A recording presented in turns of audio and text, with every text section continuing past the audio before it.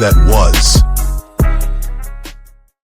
Lots of quarterback drama this week. I think that's where we have to start. And let's go with, I think, the biggest storyline we had pre-week 15. It was the idea that Phillip Rivers is actually playing quarterback. If not for, a huge clutch field goal late, he led the Colts basically to a victory. He did his job. It wasn't pretty. His arm was hanging by a thread by the end of it, but I came away impressed with what Phillip Rivers was able to do as a 44-year-old man, Dave. Yeah, certainly. I mean, he did exactly what they had to do. I say this, and I feel like I need to put a disclaimer that I mean this in jest, given that this is a gambling podcast, but it felt like the script writers were cooking. I mean, they had Phillip Rivers coming off the street, leading the Colts in a must-win situation to a near upset over one of the best teams in the NFL. It was bizarre. Couldn't really believe what we were watching. But yeah, I mean, he did exactly what they needed him to do. He threw a touchdown. He handed it off 30 times, kept the Colts in the game. However, one thing he did not do was really pass very much at all. 120 yards. No Colts pass catcher cleared 36 yards, I believe. And that was Amir Abdullah leading that way, clearly capitalizing on some dump offs. Michael Pittman, I think, led the entire receiving corps positionally at 26 yards. So while it was a nice little story and Phillip Rivers, cool to get a touchdown and everything, the Colts did still lose the game. They dropped out of playoff standings. And I think you got to get Colts out of your lineup unless they are named Jonathan Taylor, fantasy-wise. Yeah. Sad, right? Because the Colts did have such a great bang to the season. Injuries are undefeated in the NFL. And as cool of a story as it was, it also felt like, this team full of studs, Tyler Warren and Jonathan Taylor and a good group of receivers, just, I don't know. What do you do here? It did reek of desperation because it was desperate. And I enjoy Rivers' thoughts after the game. It was emotional to hear him sit at the podium and say, hey, hopefully I can show the kids I coach, like, you can do anything. And it's very real. I mean, I get chills talking about it. It just didn't lead to a victory for him. But, hey, he's named starter again, and he'll have my full attention again in Week 16. It's crazy this wasn't what we led with in terms of Week 15 takeaways, but we speculated if the Chiefs' run was over. Well, it was, but maybe in a more heartbreaking fashion than any of us envisioned. Patrick Mahomes with the ball, down 3 points in opposing territory and a minute left in the game. It's a tale as told as time. How many times have we seen him whip a rabbit out of his hat? Oh, no, he tore his ACL, and this is actually over. As crazy as it is, Dave, I felt like that injury in that moment was symbolic of what is happening in the league. I mean, it's right there for the Chiefs, and it just goes away in heartbreaking fashion. Yeah, maybe long-term, the short long-term, the medium term, whatever you want to call it. Maybe it's better for them to get eliminated now than kind of string this along for the next few weeks, hoping they get it with surely under a 50% make playoffs probability. I mean, they were minus 900 to miss coming into this week. But, as much as we're all looking forward to the downfall of the Chiefs and putting a fork in them, it kind of sucks that we can't really celebrate it as much with the torn ACL. You never want to celebrate injuries. Patrick Mahomes, who has battled through, largely avoided injury, gotten a couple tough ankle sprains in the middle of the season and fought through them and basically not affected the Chiefs' outcome that season at all. Now has, pretty much the most significant injury you can get as a quarterback, a mobile quarterback anyway. On the shelf until he's back and healthy next year. Ready exactly for next season? I don't know. He already had the surgery, pretty quick turnaround for that. But I'm just going to say, I don't know. They'll have to reassess things. Maybe being eliminated gives them a couple extra weeks to do so now. But I wouldn't be surprised if they're back with a little bit of a vengeance. Adam running back through free agency or the draft. Javonte Williams might not be back with the Cowboys, and he's looked good. Could be exactly what they need there. Maybe upgrade a wide receiver or two, or at least get Xavier Worthy looking like a wide receiver too. This team could suddenly be on the rebound for the Chiefs, which still kind of surprised we're saying that. There's a lot of creepy parallels hitting the timeline right now between him and Tom Brady, who won multiple Super Bowls early and then, has the ACL injury at a certain age, kind of goes away for 4 years. You think it's over, and then he's back 8 years later. You're shaking your head. You like those or no?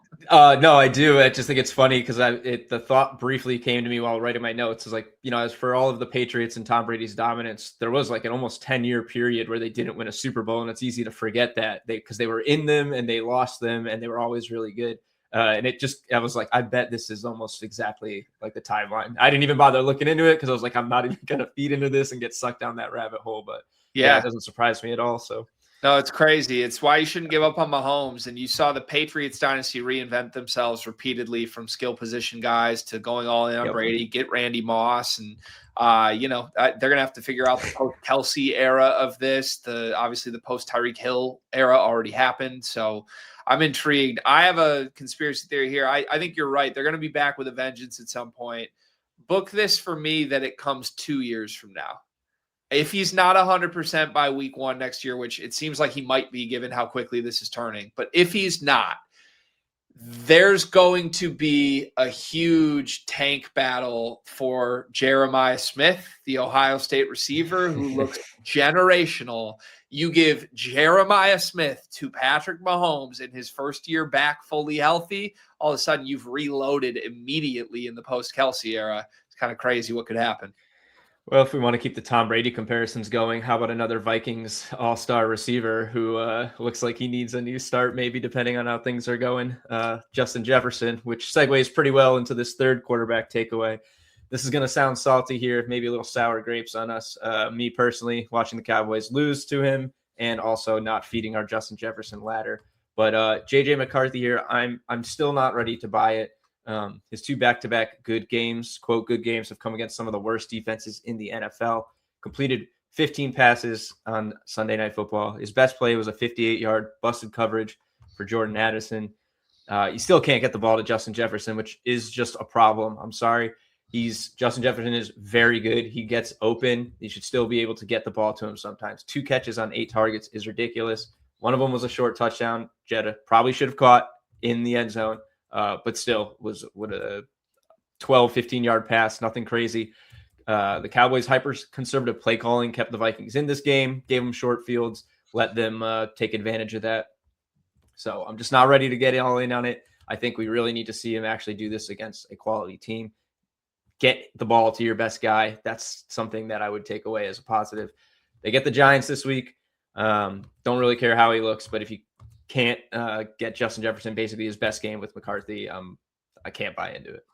Yeah, there is some, at the risk of really getting weird, I feel like I've made a Tim Tebow comparison like 7 different times on this podcast in 6 months, but there's some Tebow-y vibes to it of like, okay, he's like a spiritual guy. His whole backstory is like there's some greater power propelling me forward. And it's almost hard to believe the results because you watch it, he throws ducks, and then all of a sudden he'll get on the run and have a perfect pass through traffic to Jalen Naylor. Like he can make some very high level throws. He is dangerous with his legs. He is clearly a guy this locker room gravitates toward. And look, I don't know. Maybe this sounds crazy because I'm not saying I believe in him. In fact, if I had to bet, his career will go the path of Tim Tebow's. Like he might randomly find himself in the playoffs one year and then be an announcer for the remainder of his career very quickly. But I find it interesting with how bad Justin Jefferson's been with McCarthy under center, with how disconnected those two have been, even though they are like 4-4 in these games and have a better record with McCarthy than without him. Jettis is like engaged still. Like it would be so within his right to be visibly throwing a fit on the sidelines. We've seen so many superstar receivers do that.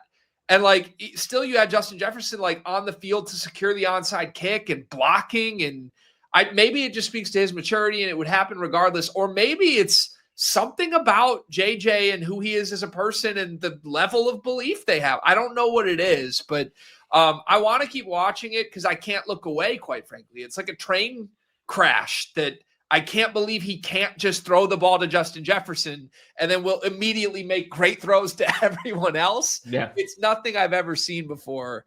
One more takeaway I want to talk to you through. Let's pivot to the Rams here. Gosh, this team's good. This is my Super Bowl pick. The way they responded, Detroit threw their best punch on the road. came out of the gates. Aiden Hutchinson almost has a pick six. And then they just out-talent you. They wear you down over 60 minutes with those receivers. Puka's got a shot here to steal an award. And I don't know. Do you have any notes on this? Yeah, I mean, I think he can make a late offensive player of the year run here. We got, 3 weeks to go, 16, 17, and 18. So he's got 3 games to do this. Devontae Adams is now down with a hamstring injury, almost certainly missing Thursday's game on the short week, if not more beyond that. Might even see them kind of hold on to him, like keep him out of games if they don't absolutely need him. They don't have the division locked up yet. They play the Seahawks this Thursday, an absolutely huge game for that. But Puka, he's in a great position here. He just had his third 150-plus yard game of the season, 180-something yards. It's crazy. Only played 1 game less than Jackson Smith and Jigba. He's under 200 yards back. So he's right there with him. He's got 6 touchdowns to JSN's 9. But JSN is minus 150. Puka has climbed out of the depths from when he was hurt and I guess slowed down a bit maybe in the middle of the season. He's plus 1,600 now, settling in behind only JSN and Jonathan Taylor at plus 850. I mean, I think it's over for JT. I understand why he's hanging around, but with the way the Colts season is going here, I can't possibly see him stringing together 3 games so good that he's going to go from 850 up above JSN, who has already passed him. Meanwhile, Puka was passed because he was on the shelf for that 1 game, really took a hit to his chances. And if the Seahawks, they're going head-to-head this Thursday. So if Puka has a big game and JSN has his second quiet game of the whole season, you're going to see Puka probably around where JT is, probably leapfrog JT, watch JSN settle down closer to minus 300, minus 250, and I think he's got a real shot. I think it's absolutely worth a look, plus 1,600. If I didn't already have a Puka ticket at basically these same odds, I think it's plus 1,200. So technically this is even better.